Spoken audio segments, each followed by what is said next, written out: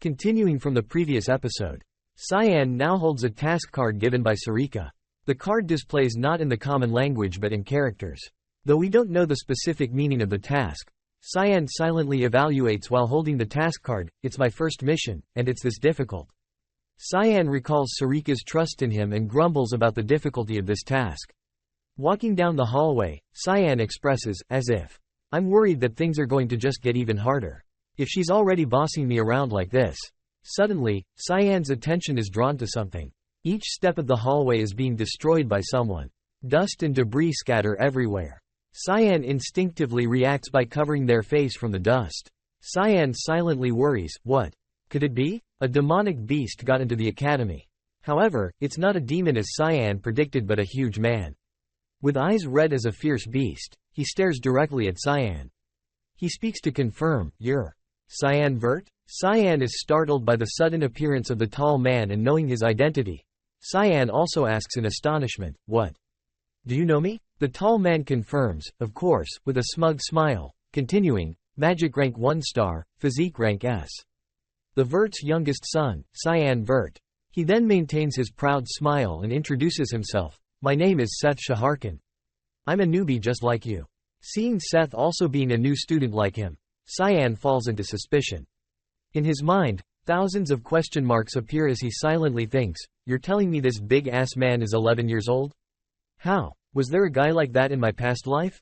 Not making Cyan wait, Seth immediately flexes his muscles confidently and lets Cyan know, "I've already heard lots about you. You beat up demonic beasts. And even survived a dragon attack." Then he grins happily and adds, "Plus, you received rank S for your physique. Even I didn't get an S."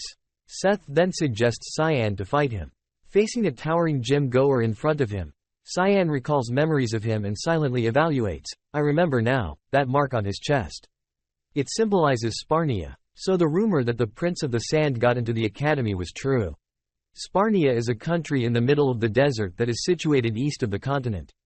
Because of the powerful military led by the first prince who was a genius in both magic and combat, even Yu-Shiv Empire had difficulty when they tried to conquer the nation. But this powerful nation fell to its ruins because of the sudden death of the sole successor. The cause of death was ruled as sickness. He had focused too much on growing his muscles that he had forgotten to take care of his health.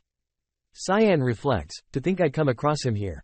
While Seth maintains a fierce expression demanding Cyan to decide right now, Cyan is still pondering, "To think I'd come across him here.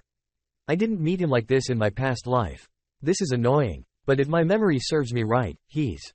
Cyan then raises his head and asks, "Right now?" Seth confirms, "Yes, you and I right now. Let's decide who's the best. I won't accept a no. I'm sure you want to do this." In response to Seth's threats, Cyan showed no fear and instead retorted, "No." Seth, surprised at being rebuffed, exclaimed, "How come?" Cyan immediately pointed in Seth's direction and admonished him, "Unpermitted duels are not allowed in the academy. We have to put in an official request." Upon hearing this, Seth quickly changed his attitude and yielded, asking, "All right. Where do we do that?" Cyan then pointed to his right and said, "The 3rd floor of the Cyan Hall." Seth, happy with the direction, promptly ran towards the Cyan Hall, reminding Cyan, "I'll be fast. Wait for me, Cyan." Watching Seth's large figure running off, Cyan cynically thought to himself, another rumor about his brain being made of muscles was true after all. He's going in the opposite direction. I don't know if you can actually request for duels, but I assume I won't see him for a while. I'll focus on the purification project for now.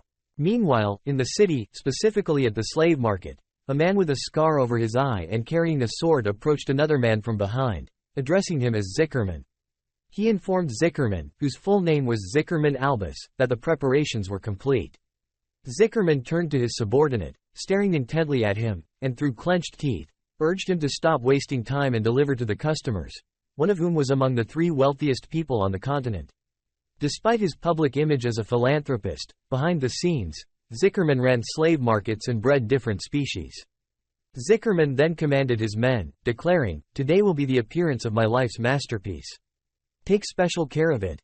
His men acknowledged his order with a prompt, "Yes, sir." Meanwhile, Cyan observed the situation from nearby, thinking to himself, "Target checked. I'll be able to get this done quicker than I expected." Suddenly, Karam interrupted Cyan's actions, sensing a very complex energy. Cyan, puzzled, asked, What?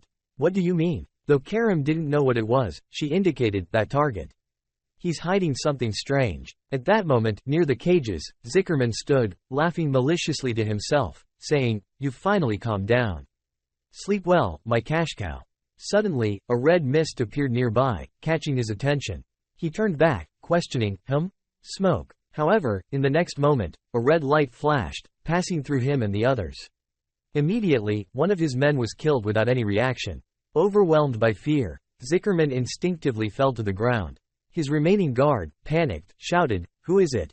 Zickerman, trembling in fear, ordered his guard, What are you doing? Catch him. Do your pay's worth. The guard, though frightened, tried to remain calm, urging the unknown assailant not to hide anymore and to reveal themselves. Cyan followed the man's order, unsheathing the Karam sword and swiftly advancing toward the man. Just before the man could react, Cyan attacked, causing him to drop his sword. Moving at incredible speed, Cyan made 2 cuts behind the man's knees, causing him to collapse. In the blink of an eye, Cyan appeared behind the man, grabbed him by the hair, and pressed the sword to his neck. The man, shocked and defenseless, attempted to understand what was happening, but Cyan swiftly ended his life by cutting his throat with the sword. Witnessing this, Zickerman Albus was horrified. Sweating and staring at Cyan, he angrily demanded, Where have all the others gone?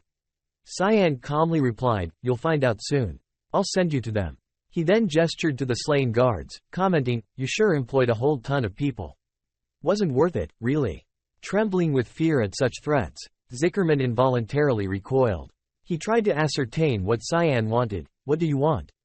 Money? I have all the money in the world. Cyan said nothing, immediately drawing his sword and severing the arm of the man who was begging for mercy. The man cried out in pain as Cyan slowly approached him, still clutching his bleeding stump. Cyan then began reciting the sentence for him. Zickerman Albus. All kinds of inhumane experiments and breeding. Even managing the illegal slave market. His eyes now filled with anger, he questioned, Your death is deserved, no? Giving him 1 minute to repent, Cyan continued, After that, all your pain will vanish. Zickerman, enraged by Cyan's judgment, clenched his teeth to suppress the pain and argued, That just means you're going to kill me. Cyan, observing him writhing in agony, muttered, Yeah, I didn't even think you were going to be remorseful. Then he declared, 1 minute's up. You can just die painfully. Zickerman, terrified, begged for his life. But as he uttered his plea, numerous sword strikes from Cyan's technique, thick fog ninth form, assault, relentlessly attacked him, causing him to scream in agony, ending his life. After finishing him off, Cyan confirmed, That's it for purification. He then decided to look around before leaving, heading towards a prison room and asking Karam, Over here? Karam confirmed, Yeah, I can feel a combination of 2 different energies. Cyan swiftly cut through the iron bars of the prison room and looked inside. Seeing an immobile girl, he exclaimed in surprise, It's a woman. However, his demeanor quickly changed back to normal as he asked Karam, It's just a human. Nothing special. But Karam disagreed, pointing out, No, look at what she's holding. Confirming it was a dragon egg, she emphasized, It's a dragon egg. Though unsure of where the dragon egg came from or why it was in the prison with a girl, Cyan decided it was not important. He carefully placed it on a cushion, noting its light purple hue and radiant glow. Brian, seeing the dragon egg before him, couldn't believe it and asked Cyan, Where did you get this? Cyan sighed, replying, I just picked it up off the street on the way here. Brian, even more shocked by his answer, exclaimed, Who picks something like this off the street? Cyan, with an unchanged expression, said, I'm serious. I was just on a walk and found it. As he looked at the dragon egg again, Brian wondered, Dragon egg. He was going to sell something this dangerous? Was he going to deliver it to someone? Still in panic, Brian worried, What if it hatches? Cyan remained calm, reassuring him, It won't happen. Don't worry. He explained that separated dragon eggs might not hatch even with continuous elemental mana infusion, as they were just fancy rocks. However, as soon as he finished speaking, a cracking sound echoed through the room.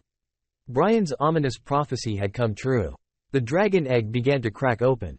Cyan and Brian stood frozen in shock, unable to believe what they were witnessing. Moments later, a purple light burst from within the egg, signaling the imminent birth of a dragon hatchling. Cyan could only watch in awe, praying silently.